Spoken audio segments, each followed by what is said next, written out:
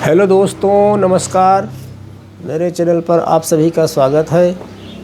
दोस्तों, मैं आज आप सभी के लिए एक विशेष जानकारी लेकर के आज हाजिर हुआ हूँ। मित्रों, आप लोग जो है आयुर्वेदिक दवाइयाँ वीडियो पे देखते हैं और सुनते हैं और मेडिकल स्टोर से जाते हैं और ख़रीद करके ले आके खा लेते हैं,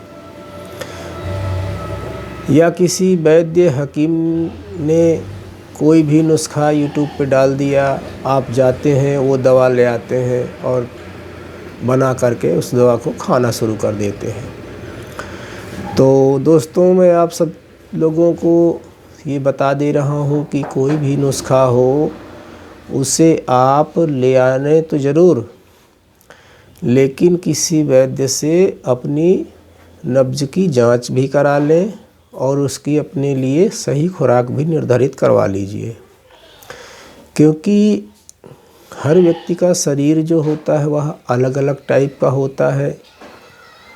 वात, पित्त और कफ ये 3 दोष शरीर में बताए गए हैं। लेकिन इसके अलावा अगर देखा जाए तो और भी हमारे शरीर में दोष होते हैं जो मिक्सअप होते हैं।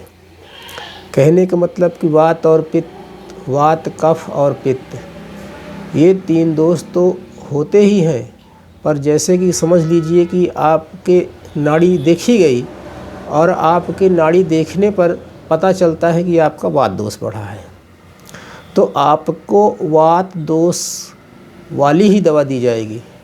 लेकिन अगर नब्ज देखने के बाद पता चलता है कि आपका वात और कफ दोनों बढ़ा हुआ है, तो आपको वात और कफ दोनों का शमन करने वाली दवा का चुनाव करके उसको दिया जाएगा। और यदि आपका वात, कफ और पित्त तीनों ही का बैलेंस बिगड़ा हुआ है तो आपको उसके हिसाब से दवा दी जाएगी। तो इस हिसाब से समझ लीजिए कि आपको दवा कोई भी हो जो मेडिकल स्टोर से मिलती है उसको आपने ला लिया और खा लिया, आपको पता ही नहीं कि आपका कौन दोष बढ़ा हुआ है, कौन सा दोष घटा हुआ है, तो वही आयुर्वेदिक दवा कभी किसी को नुकसान भी कर जाती है और किसी को फ़ायदा भी नहीं करती है। तो लोग कहते हैं कि आयुर्वेदिक दवाइयाँ काम नहीं करती हैं। तो इसलिए मेरी सलाह ये है कि आप जब भी किसी मर्ज़ से बीमार हों तो अपने एक नज़दीकी वैद्य या हकीम किसी से भी जा कर के अपनी नाड़ी को जांच करवाएं और देखें कि आपके शरीर में कौन सा दोष बढ़ा हुआ है। उस दोष के हिसाब से दवाई का सिलेक्शन किया जाएगा। दवाइयाँ तो बहुत सारी हैं, हर एक दवा में आपको कुछ न कुछ तो गुण मिल ही जाएंगे। कोई वात बढ़ाता है, कोई पित्त बढ़ाता है, कोई कफ बढ़ाता है। जो पित्त बढ़ाएगा वो कफ का शमन कर देगा, वात का शमन कर देगा। ठीक है। जो भी एक चीज़ को हम ज़्यादा खा लेंगे तो दूसरे वाले को न्यूट्रल करने लगता है। तो हमें जानना है कि हमारा कौन सा दोष बढ़ा हुआ है और कितना बढ़ा हुआ है। ये भी नहीं कि बढ़ा हुआ है तो बहुत ज़्यादा है कि कम है कि मीडियम में बढ़ा है, ये भी तो देखना है। तो इसलिए आप सभी को नब्ज़ की जांच अपनी ज़रूर कराना है, फिर उसके बाद में ही कोई दवा का सेवन करना है। हाँ, लगाने वाली यदि कोई दवा है तो आप बेहिचक लगा लीजिए, उसमें कोई दिक्कत नहीं है। लेकिन यदि खाने के लिए आपको बोल दिया जा रहा है तो ज़रूर से ज़रूर आप वैद्य की सलाह से ही कोई दवा को लाएं और खाएं। हाँ, एक चीज़ और आपको मैं बता दे रहा हूँ कि जैसे पंसारी के यहाँ से बहुत सारी दवाइयों को बोला जाता है कि आप लाइए और खाइए, तो इसमें तो आपको बिना वैद्य के, बिना हकीम के परामर्श के, नब्ज दिखाए हुए, डोज निर्धारित बिना कराए हुए नहीं खाना है। लेकिन जैसे आपकी यूनानी पैथी हो गई या आयुर्वेदिक पैथी हो गई, ये कंपनियां दवा तो बनाती हैं, तो इन्हीं के कंपनियों में क्या है कि जैसे अब आपको माजून हजरुल यहूद का उदाहरण दे रहा हूँ।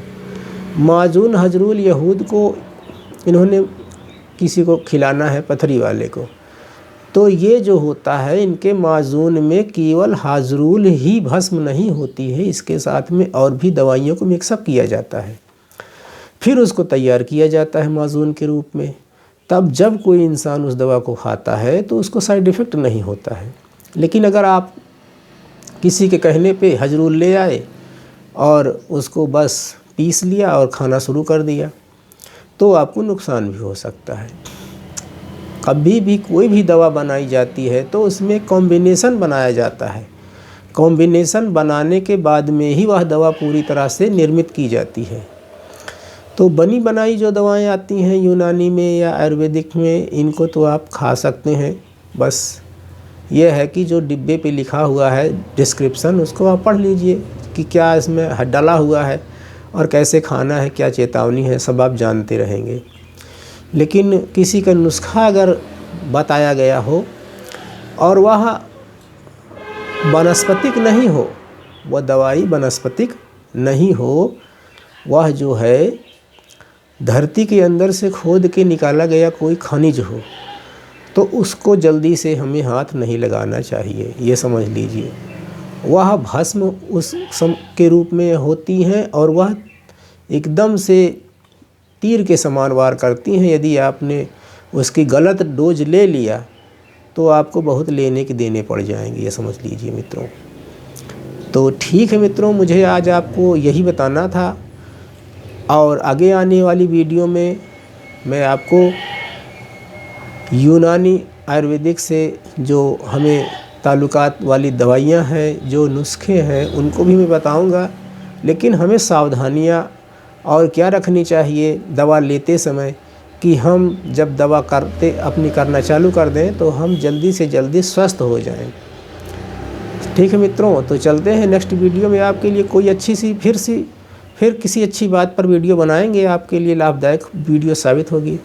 मेरा वेट करिए नेक्स्ट डे के लिए, अगले दिन आपके लिए एक नई वीडियो हाजिर हो जाऊंगा लेकर के। तब तक के लिए हमें विदा दीजिए मित्रों, नमस्कार। हाँ, यदि आपने चैनल को मेरे सब्सक्राइब नहीं किया है तो कर लीजिए, क्योंकि मैं आपको अपने यूट्यूब चैनल पे वो बात बताऊंगा जो कोई नहीं बताता है। क्योंकि मैं जानता हूँ कि आप लोग यूट्यूब पे वीडियो देखने आते हैं, देखते भी हैं, बस नुस्खा मिला गए पंसारी के यहाँ फटाफट से उठा लाए और खाना चालू, तो इस तरह से में किसी को साइड इफ़ेक्ट भी हो जाता है। तो इसलिए कुछ मेरी वीडियो को देख लीजिए, सावधानियों को समझ लीजिए, फिर उसके बाद में आप एक न एक तो वैद्य को आपको पकड़ के ही चलना पड़ेगा, तभी आप ठीक हो पाएंगे पूरी तरीके से। बिना वैद्य की सलाह से, बिना वैद्य के संरक्षण में आप किसी भी दवा का उपयोग ना करें, कोई भी यूट्यूब पे बताता हो। लेकिन अपना एक नज़दीकी वैद्य या हकीम से आप पकड़ बना के रखें, उससे आप सलाह लें कि वैद्य जी, हकीम जी, मैं ये नुस्खा देखा हुआ हूँ, इस नुस्खे को मुझे खाना है, आप मेरी नब्ज़ देखिए और मेरी कंडीशन को देखिए और मेरी खुराक निर्धारित कर दीजिए कि मैं क्या ये दवा खाऊं या ना खाऊं, खाऊं तो कितनी खाऊं, किस अनुपान के साथ में खाऊं, आप बता दीजिए। फिर उसके बाद में यदि आपको वो वैद्य या हकीम जी आपको जो जैसी सलाह दें वैसे आप काम करिए। ठीक है, तो चलता हूँ, नमस्कार।